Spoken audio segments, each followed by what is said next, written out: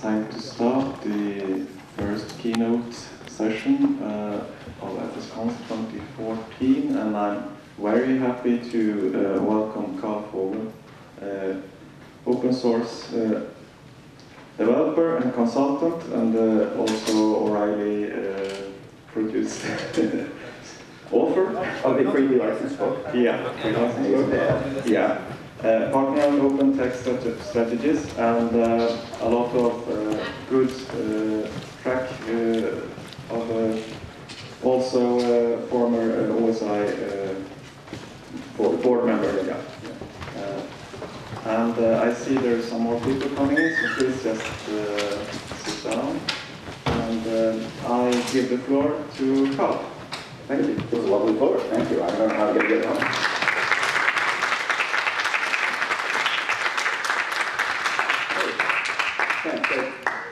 People are still coming in, so I'll use the first couple of minutes for the most important part of any talk, which is to flatter the audience and the host who brought me here. FSCONS has been great so far. I don't know, how many of you heard Dublin Hines talk this morning on full communism? Raise hands. Yeah, I thought it was great. I'm going to be Googling him on DuckDuckGo right after the session today, as they say. So one of the things that often happens when I give talks about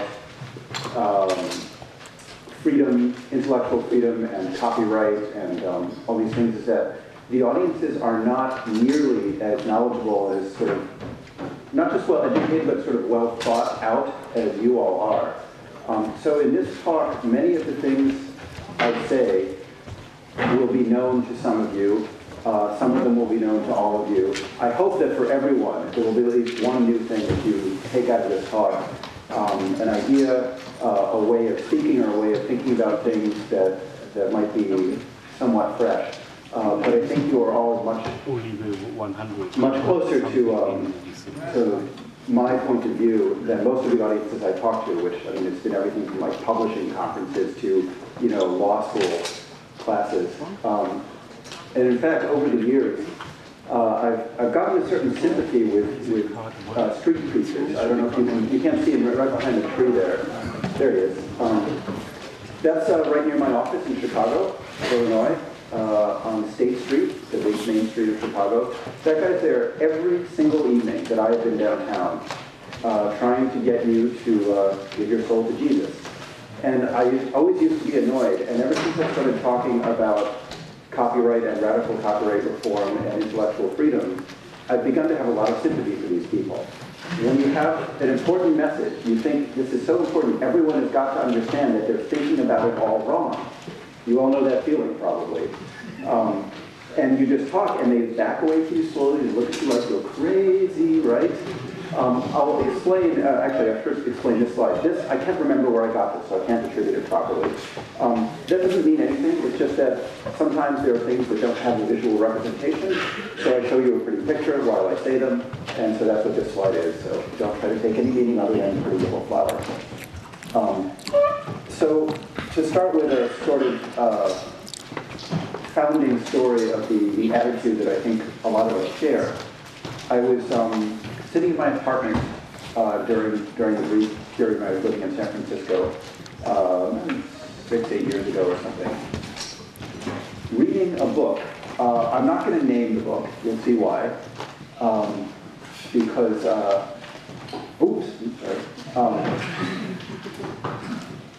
it was a very well-published hardcover book, and it's a very interesting, it's nonfiction, it had a very interesting topic, it was full of good ideas, and it was terribly written, and just really, in my opinion, poor use of the English language. And so I reflexively, I was sitting in my living room in a chair, I closed the book, put it aside, got up, went over to the room with the computer, and I sat down and realized that I couldn't fix it because the book was in handcuffs, or I was in handcuffs. Unlike all the code that I worked on, all the free software out there, the sources to that book were not available, and even if they were available, it wasn't under a license that I could, that would let me change the style of writing and share my changes with anyone else.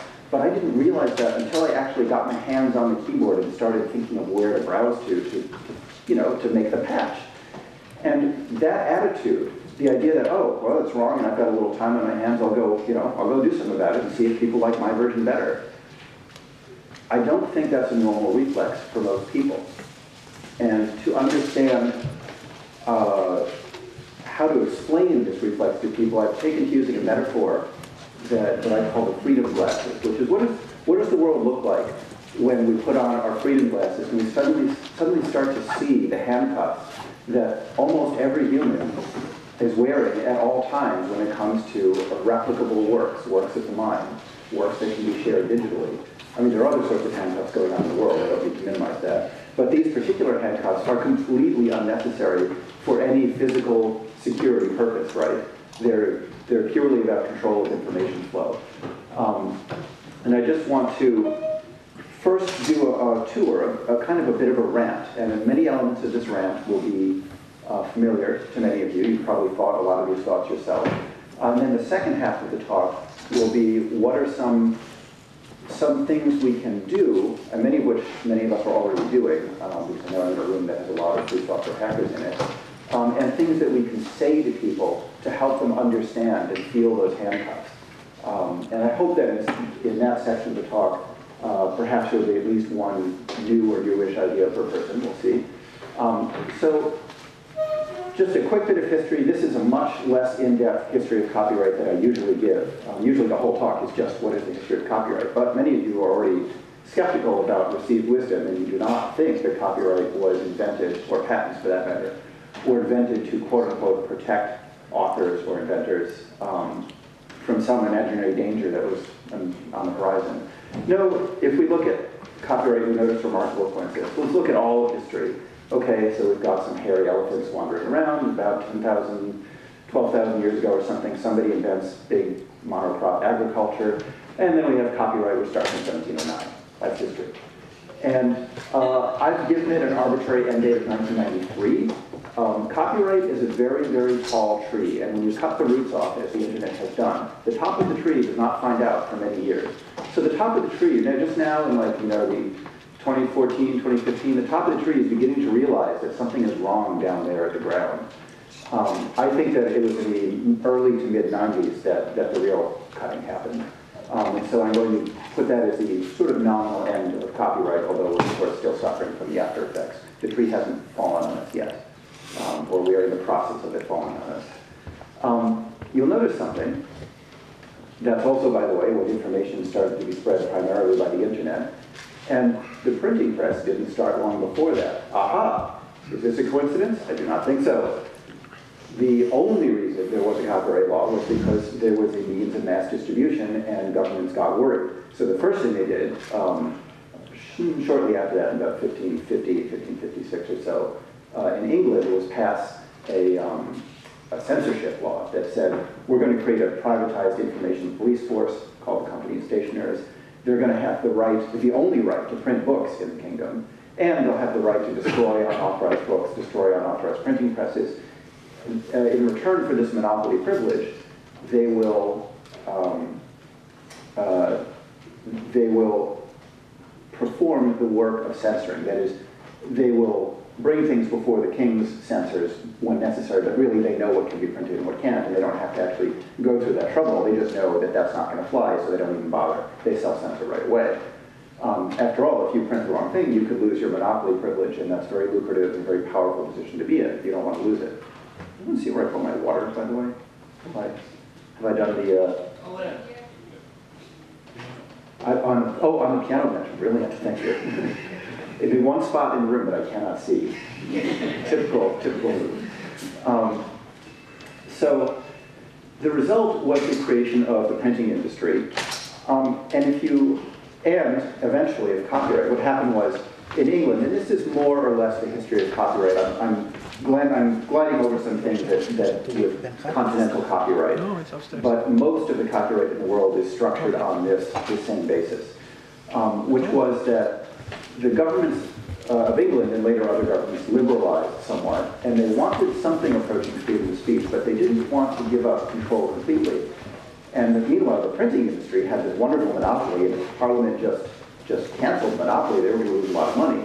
So the printers came back to Parliament and proposed, how about we have this new monopoly where it starts with the author, but then they can transfer it, they can sell it or lease it, or we can buy it, and then one printer will still have the ability to print a given thing. So we'll still have privatized censorship, and we'll still have our monopoly. It's just that we're going to have to pay the authors a little more for that. But since we're keeping the books of account, this is a pretty good deal for the printers. Parliament bought that. We'll go into that history a little bit in a moment, because I think it's interesting what Parliament did not do and what the printers did not propose, which are things that, if you really think about the problem, would be very obvious things to try if you were interested in actual free circulation of information and interested in supporting authors, which is not what they were interested in. Authors, I guess this author's from a little bit before all that, but I couldn't get a better picture of an author that was under a Creative Commons license. Authors are touchy about that stuff.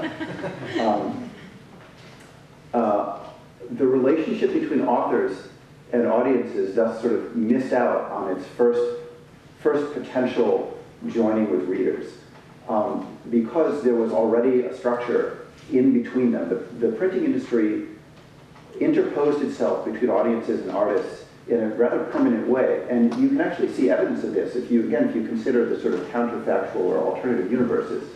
Let's look here at a typical edition notice. You've seen this page in every book, right? It's the one where it says copyright so-and-so, maybe it's the publisher, maybe it's copyright author. It doesn't really matter because the author's signed away their rights. Then there's some like nonsense here, and then there's the address, the name and address of the publisher, not the author, the publisher. No contact information for the author. You go through the publisher if you want to talk to the author. This, by the way, you can't read it because I did something wrong with my PDF manipulation, but that's actually the GPL header. This is a GPL book. But they still did not print any contact information for the author. And then there's like the president and vice president and treasurer and stuff and the publisher and the cover designer, right? All the stuff about the publisher. What do you not see here? Well, one thing this page never ever tells you is what percentage of the gross is going to the author, or what percentage of the net, right? Wouldn't that be interesting? Wouldn't you like to know? There's another thing this page never gives you, even since 1993 when copyright died and the internet took over. It does not tell you any means for sending the author more money. Now, we've all seen Kickstarter and Indiegogo campaigns. We've all funded free works, probably. So many of us have had free works funded. You know perfectly well that people are often willing to send money to authors of works that they really like. People have known this for years. I mean, patronage has been how artists are supported for centuries, millennia, in fact. And yet, when publishers print books, they don't say, hey, here's an address where you can send money and we'll kind of hold on to it and then we'll give the author a check every month or something. They don't even, this most basic function that an institutional support can provide an author, they do not do, because they're not about supporting authors. The other thing you don't see any details of is the contract that the author signed with the publisher. In fact, most of those contracts, unless the author makes a special effort and has a lawyer and has a little bit of clout, the contracts have a clause saying you may not publish this contract. So the very first rule in negotiating about this public monopoly, this thing that is going to lock out all other parties from copying or making derivative works from this book, is a contract whose terms are secret. If this sounds a lot like, on a small scale, a lot like the negotiation of the copyright and patent treaties that happen on the international scale, I think that is probably not a coincidence. And now that we have, remember, copyright died, the internet took over, right? Now we have e-readers. Do they have a tip the author button? Did Amazon build in a direct pay the author because you like this book button? Is that like, where is it? There's space, there's a, I don't see it. So that's been the structure for a long time. I want to talk about a particularly, in my opinion, shameful consequence of this, which is, again, it's one of those effects that when you put on the freedom glasses, just like when you read the edition notice page of a book with the freedom glasses on, you see all these missing things, right? The other thing is when you go into a bookstore, whoops, headphones? I don't know what that meant. Most people when they walk into a bookstore, this is what they see. But if you put on your freedom glasses, as many of you already have, this is what you see. And why is that? It's because most of the books in the world were written in a language and not translated. And the only reason they're not translated is because of copyright restrictions. And I have a proof of this, which is that I wrote a book and I released it under free license. I'm not being falsely modest or something. This is a very minor book. There are not that many people in the world who really care enough about how to run free software projects to read a book about it. That's just a very small, in fact, most of them would probably be in this room, you know? My book is not an important book. Now, compare that with the works of the Czech-German author H.G. Adler, who was he was interned at Theresienstadt during the Holocaust. He made it out. He lived until, I think, 1980-something. And he wrote some of the most important works on the Holocaust in the German language. And yet, until very recently, none of them were available in English. And I remember when the first edition started appearing in English, and you could see these reviews. And the reviews, I'll show you some quotes later, they're like, oh, this is wonderful, he's finally appearing in English. Meanwhile, my book, which is not worth one comma on one page of H.G. Adler's books, has been translated literally into languages that I didn't know existed when I wrote the book. I didn't know there was a language, Galician, between Spain and Portugal. There's a region, I know a lot more about it now. But the book's been translated into Japanese, German, Spanish, French, Danish, did I say Spanish? I think I did. Galician, as I mentioned. Chinese, been translated into Chinese. I think there are Brazilian, Portuguese, and Portugal and Brazil, although I think those are not complete yet. And there are probably some I'm just forgetting because there are too many translations for me to keep track of. Now, I released the sources of my book online. The electronic sources for Adler's books probably were not available. I mean, the publishers probably had something by the 80s. They probably had some file. But there was no internet to really distribute them on. I understand. But I am just positive that if there had not been a law, handcuffs preventing translation, those works would have been translated into far more languages than my book. They should be. And when you go into a bookstore, you should see the shelves as being mostly empty. Most of the works written in the world are not available to you, unless you read all those languages, which you don't because it's impossible. Another thing when you put your freedom glasses on is, you've all seen app stores, right? And don't you love the word free? They even capitalize the F, that's Google's app store. We all know what that means. It does not mean freely licensed. It also doesn't mean, hey, here's a way to pay the author more. So you can't tell what's really free and what's just zero cost. You can't tell how you can get some money to the author to support them. And this, by the way, as an aside, since some of you probably work on these, this is a general infrastructural comment that I'll go into later in the talk, but if you work on F-Droid or the Firefox Marketplace, please build in a way to pay the authors and make it variable pricing. Well, I'm giving away the thing that comes later, I'll just say it now. One of the most important things for online stores, when it's a voluntary or essentially voluntary payment by the user, by the customer, a convenience payment, like, okay, I'll just get the app from the App Store, and the author set a base price of $3, even though it's under a free software license. Fine, I'll just pay the $3 rather than install it myself or get it from some second-party source. Then it's not only important to have a way to state this thing is actually free software and I'm asking you to pay this amount of money, but you don't have to if you don't want the convenience. It's also important to have a way for people to raise the amount of money if they want to. Not when I say people, I mean the user, the customer. So I've got an online store at questioncopyright.org, or well, go to questioncopyright.org. If you just replace .org with .com, that's our online store. And we sell freely licensed merchandise, so films on DVDs, all of it is under completely free, not even non-commercial or no derivatives, those aren't free, right? Real free licenses.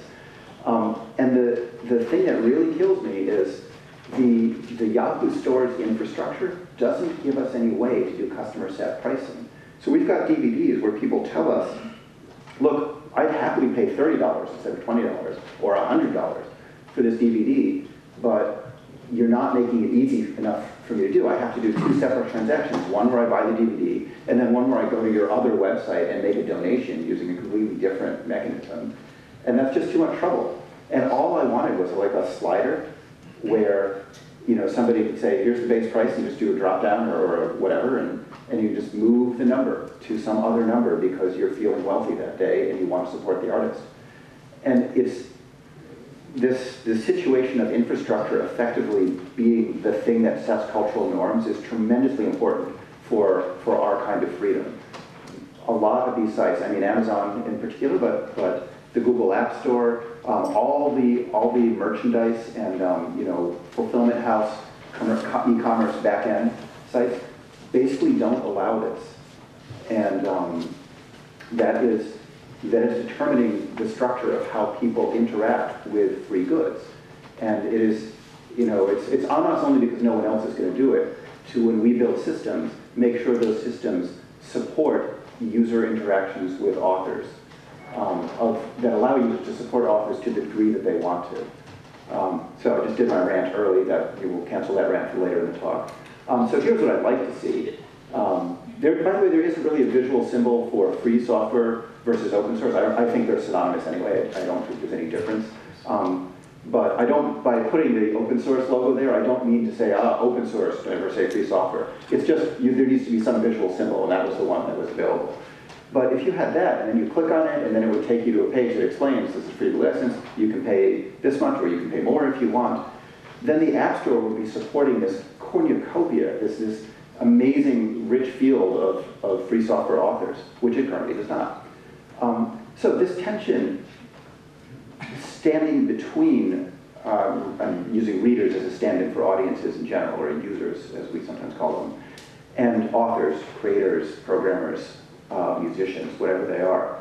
This tension has been getting worse because the contradiction, I mean, it used to be that the only distribution mechanism was that somebody would like print a bunch of stuff on vinyl or dead tree pulp or something, and they'd put it in trucks and they'd ship it out to stores, right? Now we're at the stage where basically it's mostly bits most of the time, and you can print it yourself if you want. So the contradiction between the stated nominal purpose of the restriction law and the reality is getting worse. And this leads to some interesting consequences. The first is unrealistic expectations for authors. And by unrealistic, I don't just mean that, I'm not just talking about an artist who is dreaming of, you know, someday I'm going to make it big and I'll have a record contract worth $10 million and all that. I mean wacky expectations in the other direction. Artists don't understand just how prepared people are to support them because they've never had a mechanism, they've never had a pipeline available. We have an artist in residence at Question Copyright named Nina Paley. Have any of you seen Sita Sings the Blues? Heard Nina Paley? Hey, oh good. As you know, that film is freely licensed. You may have read on our webpage or heard me say before, we tried to make it easy for people to donate. Unfortunately, we started that process after the final prints of the film were mastered and then the DVDs were made. So we didn't even get a donation link at the end of the film, or like at the beginning and end. Like, imagine what we could have done if we had that. But no, you play the DVD, and then like if you think to visit ninapaley.com or questioncopyright.org, then you see a donation button, and it invites you to contribute to the author. She got $100,000. Yeah. And that's, by the way, that's just the donations. Now, a lot of that had to go back to paying back the expenses she incurred over 5 years of pouring her life into this film. That's just donations. There's also this online store that sells the DVDs and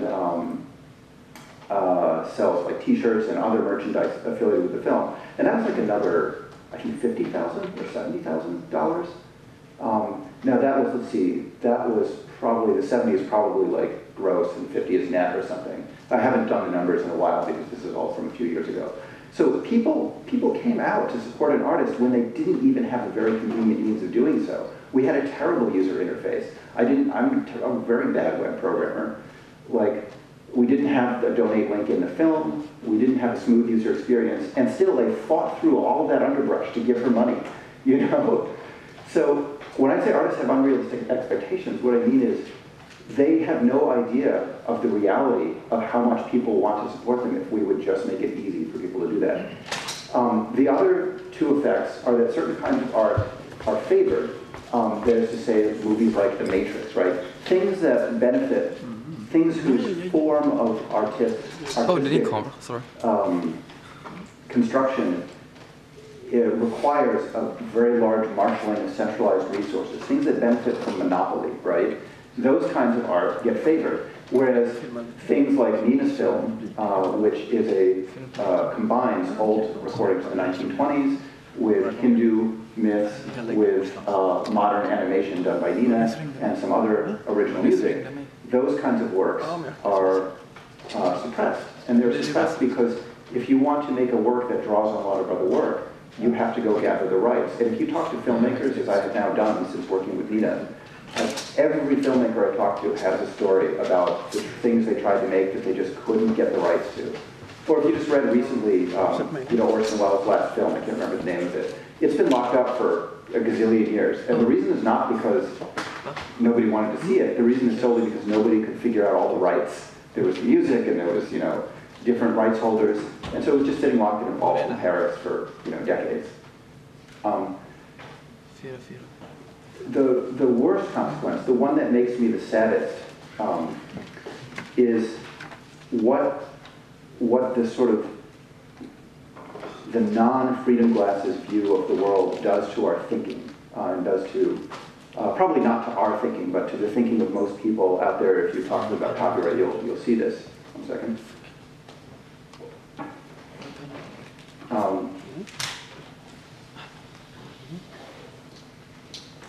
It causes, I don't want to call it, doublethink is too harsh, but there's some amazing effects where the root cause of something going on is that there's a law prohibiting replication. There's a law that says you can't copy and make derivative works. And people will just steer all over the conceptual space to avoid confronting that fact. They'll either not mention it or they'll think of something else. So just some examples. This one is a little bit harsh. How many of you were at DevConf in Portland and saw Linus Torvalds give his talk? One. I know there's some other people at this conference who were there. This is one of my pet peeves, which is a commonplace even in our free software world, which is people say, hey, if an artist or an author made something, they get to choose the license. Wait a second. I mean, yes, legally they do, and I agree that that is absolutely traditional and it's common practice. But let's not forget that every time we choose a restrictive license, or an author chooses a restrictive license, what they're really doing is making a choice. They're taking away everyone else's choice about what to do with their own copies of that thing. There's a sort of zero-sum game. There's a conservation of choice going on here. And yes, I agree that if you put software out and you decide to put the GPL on, or you put the Apache license, or maybe you put a no commercial use license on it, you absolutely legally everywhere in the world, as far as I know, have the right to do that. But the trope, the idea that it is obviously justice that a person who creates a thing should decide how other people's copies of that thing should behave, that's not obvious to me at all. And if we could start talking about choice in a way that involves all those other people, I think that would be a step forward, and stop thinking, well, I worked on a thing, so therefore I can control other people's copies. There's no necessary logic there, right? That quote, by the way, that's Linus. He actually said that during his talk. And he said, I don't briefly mind that he said it, and nor was I surprised, but what was interesting to me was that at DevConf, he said this in the most natural, as though he was proposing that, slavery is bad, or that brushing your teeth is good. He said that as a side comment on the way to making a point that he thought would actually be more controversial. And no one at DevConf thought this was controversial either. Maybe I'm the only one, but I think that when you make choices that take away other people's choices, then that's everyone's concern, and there needs to be a deeper conversation than just, you wrote it, so you choose the license.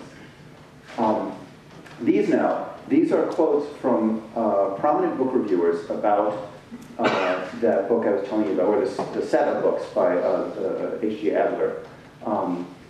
So only 3 of his books have been translated. As a very prominent scholar of journal literature said, it is one of the great intellectual scandals of our time that these books have not been translated. This is from a review in, I think, the New York Review of Books by Judith Shulevitz. nowhere in the review, she talks quite a bit about the fact that they haven't been translated, and she quotes other people, as you can see. Nowhere in the review does she investigate why they were not translated. The word copyright never appears.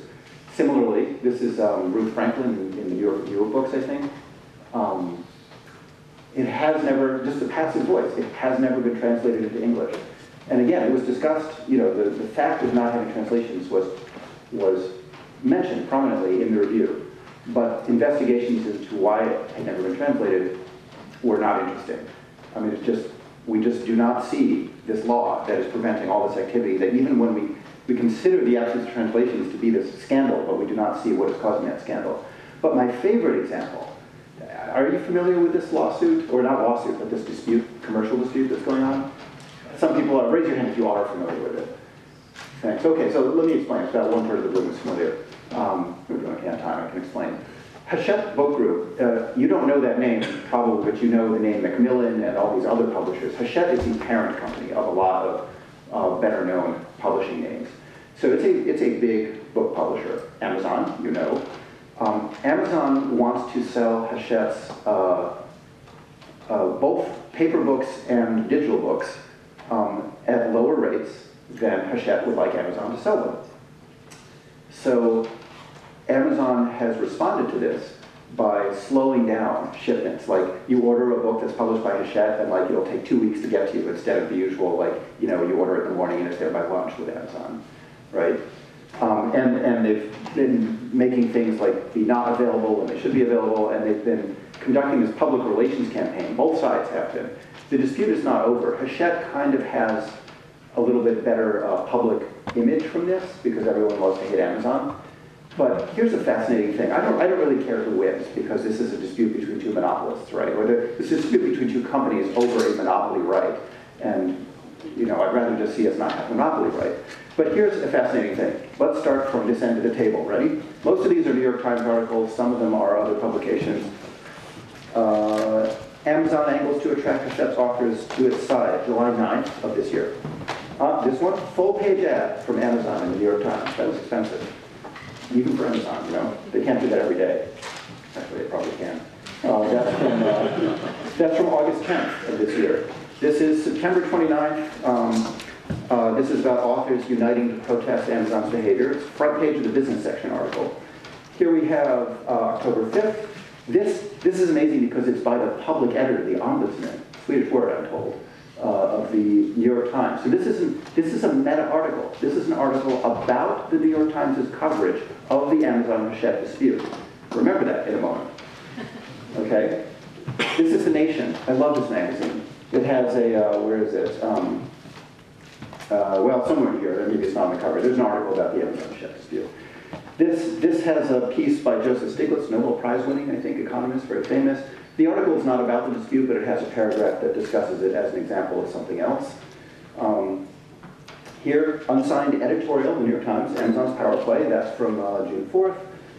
Another editorial by someone in France about the things that the French government does to support authors and how we don't do it in America, and how the Amazon Hachette dispute shows this fact. And that's from, let's see, July 10th. Oh yes, top of the business section, like gigantic article on Amazon, whether it's a bully or not, right? And that's from this summer as well. And here I get the Authors Guild bulletin because, hey, I'm an author, even though the Authors Guild is basically against everything I stand for. So I joined them. So basically, if I'm ever on a panel with a member, you know, with someone from the Authors Guild, then they start laying into me. I'll be able to say, hey, I'm a member. So this whole bulletin is, you know, the biggest article in it is about this dispute. I just got this before I got on the plane to come here. So I was able to check the following fact digitally, and I'm pretty sure that what I'm about to say is true. This one I had to do it visually yesterday, and so I'm not completely sure, but let's just assume that I didn't miss anything as I was skimming. Here is the most amazing fact you'll ever does not appear in any of those. This entire dispute exists only because of copyright, and even Margaret Sullivan, the ombudsman, did not have any reason to use that word. Think about that. That's like, imagine if you're discussing like pharmaceutical access in the third world, but you don't say the word patents. Or you're discussing environmental issues, but you don't say population. I mean, I don't think you can discuss this issue cogently without the word copyright appearing somewhere in the article. But none of these authors are wearing the freedom glasses, and so they don't see that. So let's turn to constructive steps instead of just me ranting at you. Here are some things. These first three are easy. I'm sure you're already all on board with this. Don't say piracy, say copying. Don't say theft, say copying. Don't say stealing, say copying. This next one is interesting. You might not know this. You ever hear people refer to copyright protection? And by the way, this is a very English-centric talk, I realize, and there's probably some other Swedish word as well as German and French and stuff. But for international law and for the United States and England, this word protection is very commonly used. And I think translations of it are used in other languages. If you substitute restriction, and when it says the verb protect, if you substitute restrict, it will be grammatical every time. I've tried it, I've worked it out, I promise you, guaranteed, your money back. Just say restrict instead of protect, restriction, protection, and you will be more accurate, you'll be perfectly grammatical, and people will notice that something is different about the conversation. So, you know, if I can just make that one change in language, we will be doing a little bit to promote freedom. This one isn't always true. I'm not saying that, you know, like when you say the copyright owner, okay, then you should say the copyright owner, because what they own is the statutory monopoly. But I don't like to say the person who owns a song. That's a really, you know, as a musician, that's a very disturbing concept to me, that someone owns a song. That someone has a monopoly right on a song and they're exercising that right against me, I like that framing. That's actually what's going on. This one is subtle, and I'm still guilty of it.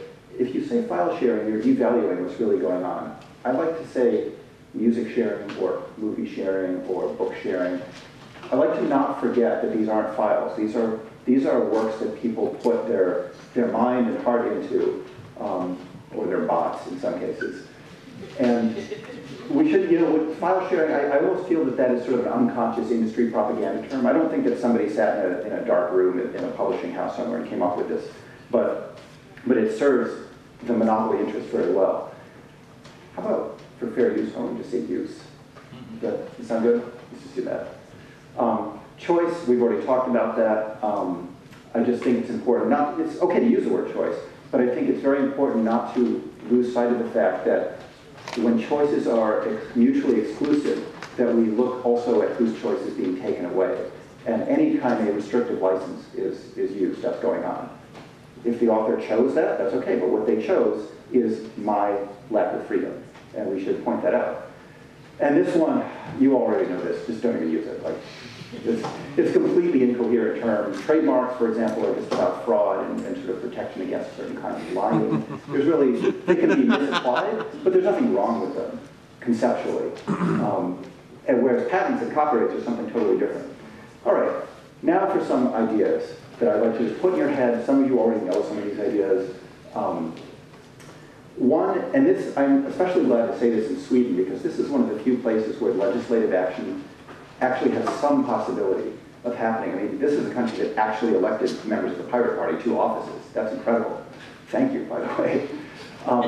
If I could make one legal change, well, okay, like I just abolished copyright, but that's too big. But if I could make like a little tweak, if you suddenly made me king for a day, but I could only do a minor thing, what I would do is pass a completely separate attribution law. That is, a law that doesn't change copyright, doesn't do anything about changing the terms of copyright. It just says there is a legal means of protecting your attribution on a thing, and you can, you know, if you are misattributed or if someone fails to attribute you, you can sue in civil court or enforce this right without using copyright. It's just this new right? It's just credit right. It has nothing to do with copying. So the reason is that, and I'll bet, here's what will happen. If one of you perhaps gets elected to a parliament in your country, perhaps Sweden, and you try to propose this, I guarantee you, whoops, hey, how did I get there? There, sorry. Forgot about that slide. Immediately, anybody who is being lobbied by the publishing industry will come out against this law, because they have been doing their best. And I have lots of concrete examples of this. You'll see, if you go to questioncovered.org, the top link is for these slides, and that article has links to like history of copyright and other things. And there are examples in those articles where the publishing industry At its worst, there are some good publishers, but the very large ones tend to behave like any other corporation. They go out of their way to conflate, to confuse, to remove the difference between attribution and control of copying. To the point of sort of completely intellectually ridiculous things. There isn't time to go into them now, but yeah, talk to me later. So if you could do one thing to undermine the sort of moral persuasive force that copyright has right now, it's having to be a separate attribution right. Because then copyright has to stand on its own. Now it's really about copying because we have a totally other means to handle attribution. Instead of through these copyright licenses, which has always been kind of weird, but we sort of all forget that because we're used to doing it. The other idea that I'd like to plant is that if there's going to be a public monopoly, there should always be an escape hatch. And one such escape hatch, which some of you may have heard, but I think probably not most of you, is, I love that photo. That's a bank vault in St. Louis. So what if instead of today's copyright system, you had a system where there's a registry, maybe the government, you know, which it does, most governments do maintain a copyright registry, where we solve the following problem. Right now, author gets a copyright, usually assigned it to a publisher, but in any case, somebody holds a monopoly right. And they hold that right no matter what the value to them of the work is at any point. So like the day that you release your movie, maybe it's worth, you know, it's worth a certain amount of money, but 5 years later, it's old news, it's not in fashion anymore. Nobody's really viewing it, your residuals are tiny, and yet you still have all of the restrictive rights, all the monopolies that you got on the very first day. There's no change. And so that means that at a certain point, the market value to you, to the author, of demonopolizing it might actually be greater than holding on to the copyright. It's just that nobody thinks this way. So I won't explain these graphs because we're running out of time, but hopefully it'll be obvious what they mean. What if instead you had a system where you publish a work, movie, song, book, whatever it is, you must, if you want to get copyright, you must register it because registration requirement used to be the norm, then they took it away. That was before the internet. Now we have an internet, so registering is easy again, so we should have the registration requirement again. We should never give public monopolies without some requirement of a public registry of those monopolies. When you register, you name a price. You pick a number. It could be any number you want. But your fee for registering is going to be a fraction, a percentage of that price. So you say that your book is worth $1 million, that's fine, but you're going to pay 1% of $1 million in order to get, say, the next year of monopoly. Now, after the year's up, maybe you can adjust the price, or maybe you can adjust the price at any time. There are a lot of knobs you can turn in this system, and we can be creative about this, but the basic idea is the price you pay to get the monopoly, the fee or the tax, is proportional to this declared value of the work, and you, the author, chose the value. Now, the thing about that value is it's in a public registry, so anybody can come along, see that value, and in a mandatory transaction, pay you that amount of money to liberate the work. Not purchase the copyright, that's different, but to liberate the work. This is the liberation price, and it's a matter of public record. Now, they might want to pay you for the copyright, and they might end up paying you more than the liberation value or less. The market dynamics behind that are very interesting, and if you start thinking about it, you realize there are circumstances where somebody might pay you more than the declared value in order to maintain the monopoly. But at least there's this escape hatch, right?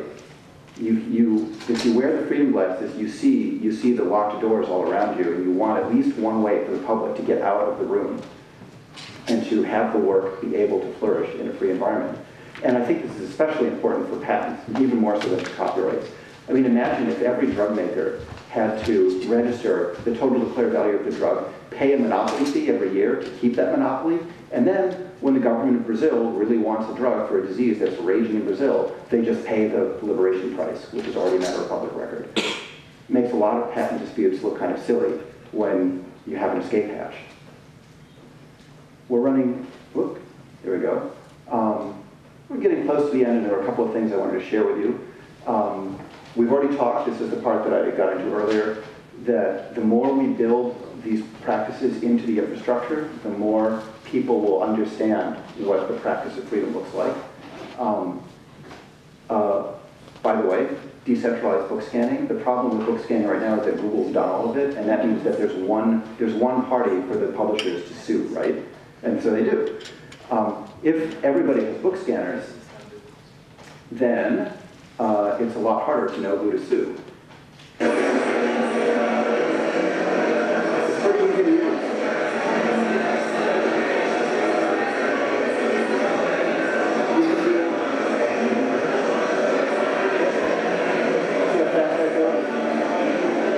Too, right?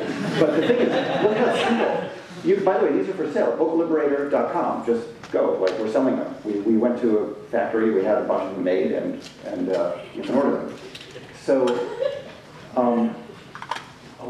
these are there to warn me that a video is coming up, but I can't remember what comes after this one. Let's just find out, shall we? Because I think it's about copyrighted surveillance, which is something that I think a lot of you know a lot about.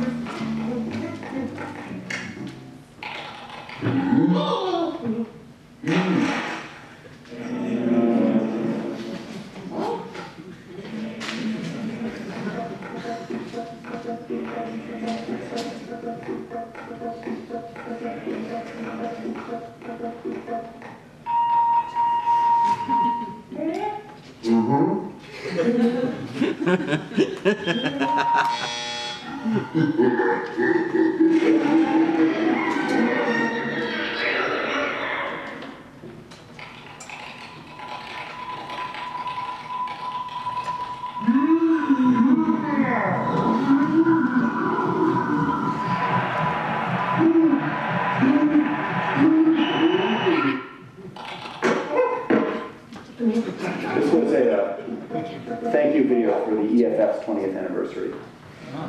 That Nina Paley made, by the way. So goes to her. Are we supposed to end at 10 before, or what is the scheduled end time? Include question and answer. So, all right, one more video and then Q&A. This is what I call the North Korean style support for freedom video.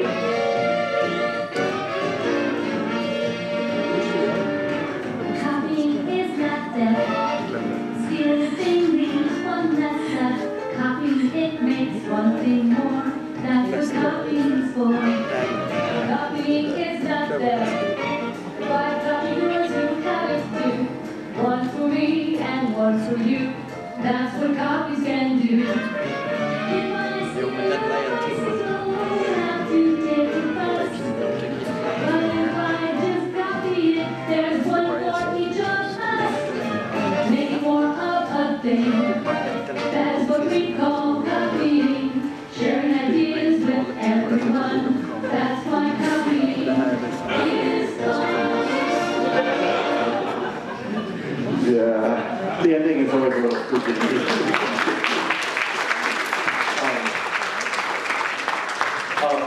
I'll thank you on behalf of Nina Paley and Nick Phelps.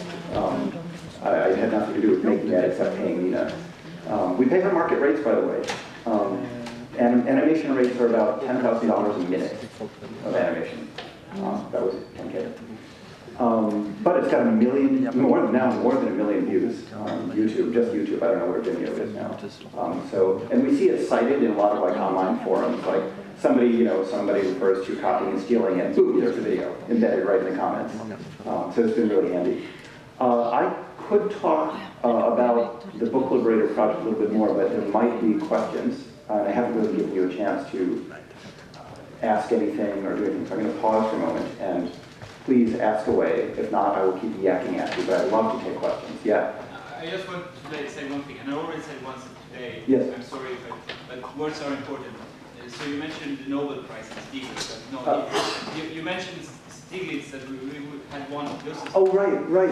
Thank you. There's no such thing as a Nobel Prize. You don't know. This is yes. There is no such thing as the Nobel Prize in Economics. It's rather the Swedish bank prize in memory of Alfred Nobel, and it came after the real Nobel Prizes. Which was set up to give credit to the Chicago School and the neoliberals. So there is a real... Yeah, well, also, I mean, the fact that the Nobel Prize in Economics is regularly given to economists who completely disagree with each other is sort of a, like, okay, what do we make of this prize, right? Or not the Nobel Prize, I'm still reflexively using that phrase, I apologize. Yeah, this is actually, I think this is a good instance of why trademark law is important.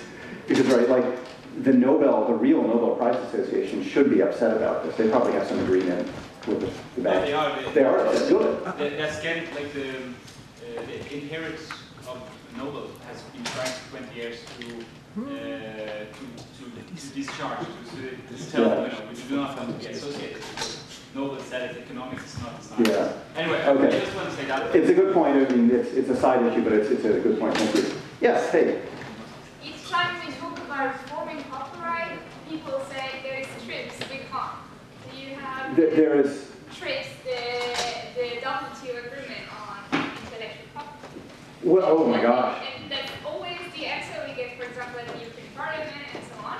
Like a complete reform of copyright is impossible because we sign binding agreements that are preventing this from reforming copyright. Well, Do you first, experience the same problem in the US? And how no, well, no, we don't. I'll explain why in a moment. But first, you are doing a session on trade agreements soon, right? Is that today? Do you know which room or which track that's in? It's the yellow thing. It's the yellow one, and it's the like 5 o'clock session or something like that. So anyway, I recommend everyone go to that. So no, interestingly, in the United States, you will not be surprised to hear that no legislator ever says we can't do something because we signed a treaty, because we're the United States. And we've got more missiles, so we'll do anything we want. No, the reason we give is that artists are important and we should protect them. Yeah. So it looks different from inside the US than the outside. 5 minutes, thanks. Yes, sir. So, there's the famous quote from Buckminster Fuller, you can never change anything by fighting it, what you have to do is come up with a new model that makes the existing model obsolete. How close are we in making the existing model obsolete? To repeat the question, there's a quote from Buckminster Fuller about how you can never just fight a dominant existing model. You have to offer people another story to be. You have to replace it with something, right? Or offer a replacement. And he asked, how close are we to that? As though I'm an authority. I've been trying to do it for years, right? I hate to say I don't know. It's such a good question. I used to be very pessimistic. Because I spent a lot of time looking at legislatures and laws and treaties, and of course there's no progress. In fact, things are going backwards there, right? Like copyright, in the law, copyright is getting more restrictive, actually, than it has ever been.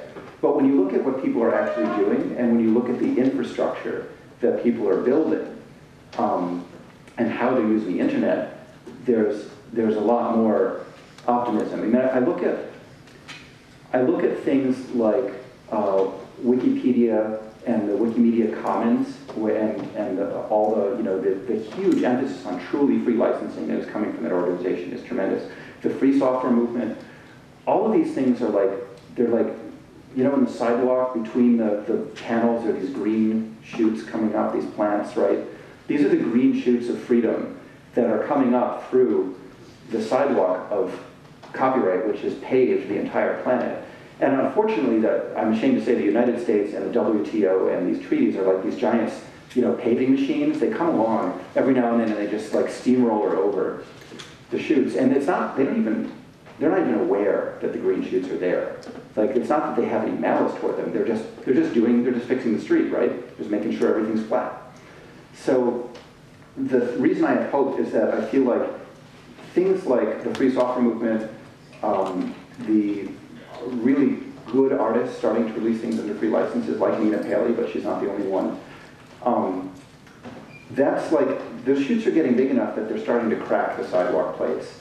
And pretty soon it's going to take more than just a normal paving machine to fix it. And then pretty soon you're going to have like reforestation of at least some areas of our culture, which would be very nice. So I'm more optimistic than I was like 5 years ago. But I think the action is not in the legislature. I think it is in infrastructure. That's why it's especially important for this audience to hear that. Do we still have time? So a few minutes? Yeah. Other questions? If there are none, sorry, one more. You're talking about the importance of the words we use. Yeah. So the term restricted license is somewhat in discussion if we should not be using permission instead of the word restriction. was easy to get confusion with restriction, with what is Yes. protection license, but how much permission license here? It's quite obvious. Right. So so in the terminology of restrictive license versus permissive license, permission, but the adjectival form is permissive. I think we have to remember what scope we're looking at. Within the open source free software universe, permissive license is a term of art. It has a technical meaning. It means not copyleft, right? But in the general world, people look at Creative Commons no derivs, non-derivative, and Creative Commons non-commercial clauses, and they still look at that and say, well, that's a pretty permissive license. I try to use the term restrictive license when I'm not talking to free software people about free software licenses. I mean, that's a special case. But in this sort of general discourse, when I'm writing for editorial publication, I try to say restrictive copyright to refer to all copyrights that are not, public domain, which isn't really copyright, but it's free. All copyrights that are not Creative Commons attribution or attribution share alike or CC0, right? Those are the only free licenses, and then all the free software licenses. Like, those are really the only free permissive licenses out there. All the other ones are restrictive in some way, and so I find that to be a useful distinction. Yeah? There's no issue about public domain versus copyleft. In Norway, the Connecting Rights Societies, they have made a special lobbying, and they have a local right that if something is in the public domain, they actually have a right to pay money for it. So the problem with public domain is that it allows for states to let anyone grab actually make restrictions. But if you have something that's left, then you prevent that from happening. Yeah. One thing I would like to see, I won't repeat the question because it's going to be the end, and I'll wrap up here. One thing I would love to see is a separate copyleft law. In other words, what if you could enforce copyleft terms, but not through putting them as part of your copyright license, but just you put copyleft directly because there's an actual native law about copyleft. Then we wouldn't be piggybacking on copyright and this issue couldn't arise, and it would be permanent and not tied to copyright terms. Anyway, I think we're at time. Thank you all very much for your time and for the work that you do, and keep the freezing glasses on. It's very important. Thank you.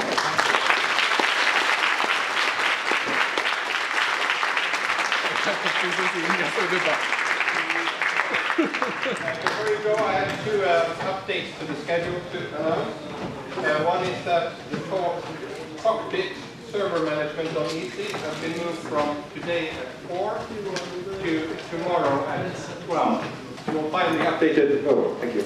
You will find the updated schedule on the internet. So that is the cockpit at 4 has been moved to tomorrow at 12.